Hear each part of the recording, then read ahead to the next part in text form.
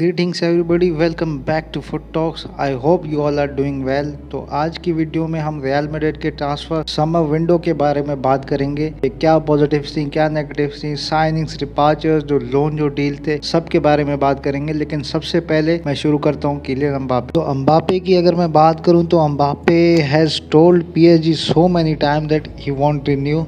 और जो रिपोर्ट्स आ रही है उसमें अब तक ये बातें पता चली हैं, किलियन एम्बापे अब तक 5 से 6 कॉन्ट्रैक्ट रिन्यूअल रिजेक्ट कर चुका है। और according to Sky Sports, Kylian Mbappe 45 million per year की सैलरी रिजेक्ट कर चुका है डेडलाइन डे से एक दिन पहले। मेरे ख्याल से एम्बापे को जितनी एफर्ट्स करनी थी रियल मैड्रिड में आने के लिए, उसने उससे ज्यादा की। उसने सिर्फ प्रोफेशनलिज्म दिखाया, जो कि मेरे ख्याल से पीएसजी जैसा क्लब डिजर्व नहीं करता, क्योंकि आप प्लेयर की विल के अगेंस्ट गए। Well, why forcing player to stay जब वो लीव करना चाहता है। और जब आपकी कमिटमेंट थी एम्बापे के साथ, जब वो पीएसजी आया था, आपकी उसके साथ कमिटमेंट थी कि जब रियल मैड्रिड आएगी, जो डील हमने आपके लिए की है उससे अगर हमें ज्यादा पैसे मिले तो हम आपको सेल कर देंगे। Why you stopping him to join his dream club. और एम्बापे की अगर मैं बात करूं तो एम्बापे और वरान का सेम सीन था। Varane told Real Madrid that he want renew and he wants to leave, और उसको खुद को चैलेंज करना। क्लब ने उसके डिसीजन की रिस्पेक्ट की। मेरे ख्याल से इसी तरीके से होना चाहिए। Well, that's what football clubs do. जो प्लेयर चाह रहा है आपके क्लब को लीव करने के लिए, तो आप उसको फोर्स नहीं कर सकते। और हाँ, वो नहीं करते होंगे जिनके पास ऑयल का बेपना पैसा होगा, जहाँ पे एफएफपी भी सो रही होगी, जहाँ पे यूएफए भी सो रही होगी। तो अगर यूएफए को लगता है कि यूएफए पीएसजी को बैक करके हमें सुपर लीग से पीछे हटा देगा, तो मेरे ख्याल से यूएफए की भूल होगी। जो एफर्ट्स यूएफए कर रही है उससे हमारे जो इरादे हैं वो और मजबूत होंगे। हम सुपर लीग के लिए और काम करेंगे। और कमाविंगा ने जो स्टोरी दी थी, dreams do come true, Kylian Mbappe ने वो पोस्ट लाइक की। और उसके अलावा किलियन एम्बापे ने डेडलाइन डे के बाद एक पोस्ट की थी जिसमें वो प्रोफेशनलिज्म का वो जो सीन था उसने वो दिया। तो one thing is clear, he wants to leave, he wants to play for his dream club. और बहुत से सोर्सेज ये कंफर्म कर रहे हैं कि उसने अपने पीएसजी टीममेट्स को बता दिया है कि वो रियल मैड्रिड के लिए खेलना चाहते हैं। तो one thing is sure, I think यहाँ पे बहुत से लोग ये कह रहे थे कि पेरेज यहाँ पे आ रहा है, तो मैं कहता हूँ पेरेज यहाँ पे नहीं आ रहा। ने एफर्ट्स डाली एम्बापे के लिए बिल्कुल, लेकिन यहाँ पे पेरेज नहीं आ रहा। हारेगा वो जिसके लिए एम्बापे नेक्स्ट समर नहीं खेलेगा। सबसे पहले डिपार्चर्स में अगर मैं वरान की बात करूँ तो वरान का जो सीन था, करना चाह रहा था, खुद को चैलेंज करना चाह रहा था एक नई लीग में। उसको 2 कॉन्ट्रैक्ट लेवल ऑफर भी हुए, बट वो अपने आप को चैलेंज करना चाह रहा था एक नई लीग में, जिसके डिसीजन की रिस्पेक्ट की क्लब ने। यहाँ पे मेरे ख्याल से क्लब कुछ ज़्यादा नहीं कर सकती थी। हमने इसकी सैलरी भी रेज की, लेकिन उसको नया चैलेंज चाहिए। और रामोस की अगर मैं बात करूँ तो दोनों तरफ से ब्लंडर्स हुए। रामोस पहले तो 2 साल की कॉन्ट्रैक्ट एक्सटेंशन मांग रहा था, जो कि उसको पता होनी चाहिए 30 प्लस का जो होता है उसको रियल मैड्रिड 1 साल से ज़्यादा कॉन्ट्रैक्ट एक्सटेंशन नहीं देती। अगर आप करीम बेंजेमा की भी बात करो तो उसका 1 साल का कॉन्ट्रैक्ट रहता था, उसने भी अभी 1 साल का कॉन्ट्रैक्ट रिन्यू किया है।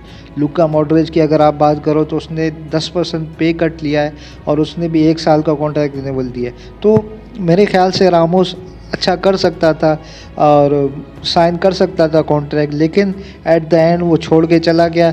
यहाँ पे भी क्लब कुछ नहीं कर सकता था।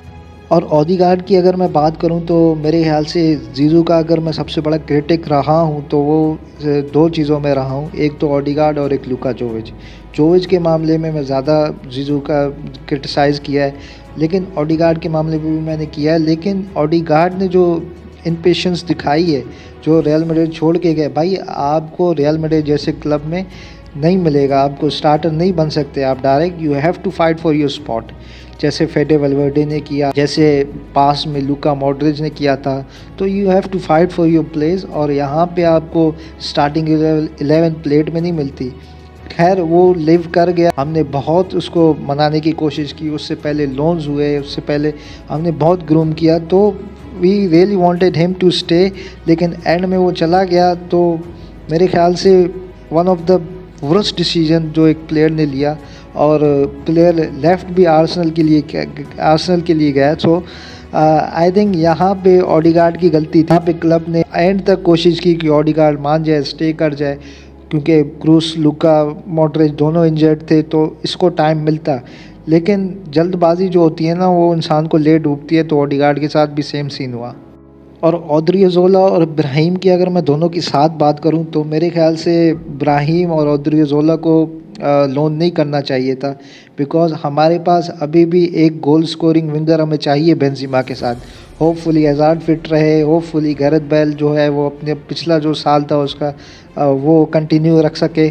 तो ब्राहीम को मेरे ख़्याल से मारियानो की जगह आप स्क्वाड में रख सकते थे या रजिस्टर कर सकते थे।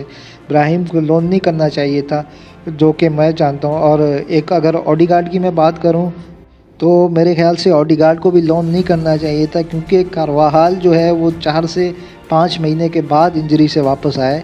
तो ओडेगार्ड को उसके साथ रखना चाहिए था। लूकास राइट बैक पोजीशन का प्लेयर नहीं है, वो खेल लेता है लेकिन उसकी पोजीशन वो नहीं है। तो ओड्रियोज़ोला और ब्राहीम को मेरे ख़्याल से इन दोनों को रखना चाहिए था। और प्लेयर्स जो लोन से वापस आए हैं, एक गैरेथ बेल, जोविच, वलेहो और सेबायोस। वलेहो फारिग है, सेबायोस को चांस मिलना चाहिए। बेल और जोविच की अगर मैं बात करूं तो ये दोनों की प्लेयर्स हो सकते हैं अगर इनको चांस मिले तो। बेल कंटिन्यूसली स्टार्ट कर रहा है, 2-3 गेम से वो स्टार्ट किए ला लीगा में। तो अगर बेल अब गोल स्कोर कर लेता है तो मेरे ख्याल से ये हमारे लिए जो है प्लस पॉइंट होगा। और जोविच की अगर मैं बात करूं तो जोविच को ज़्यादा मौके मिलने चाहिए, क्योंकि बेटिस के अगेंस्ट या उससे पहले जब वो आया था तो हंगर, एक डिज़ायर दिख रही थी जोविच में। तो मेरे ख्याल से उसको ज़्यादा मिनट्स मिलने चाहिए। जिस तरीके से मिनट्स उसको ज़्यादा मिलते जाएंगे बेहतर होता जाएगा। और अगर साइनिंग्स की बात करूं तो 2 साइनिंग्स हुई हैं, एक तो है डेविड अलाबा और एक जो रिसेंटली हुई है कामाविंगा की। कामाविंगा इंसेन टैलेंट है, अगर उसको टाइम मिल जाए।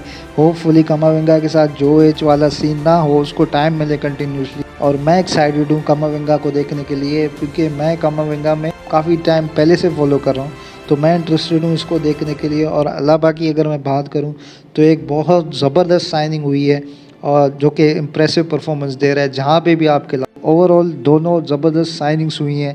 एम्बापे अगर आ जाता तो और बेहतर हो जाता। और नेक्स्ट समर की अगर मैं बात करूं तो एम्बापे, हालांड, कुंडे, Pogba, they are all away. 2 of them on a free and 2 of them with the money Real had left over from this summer. Several wages coming off the book too. There will be more money available.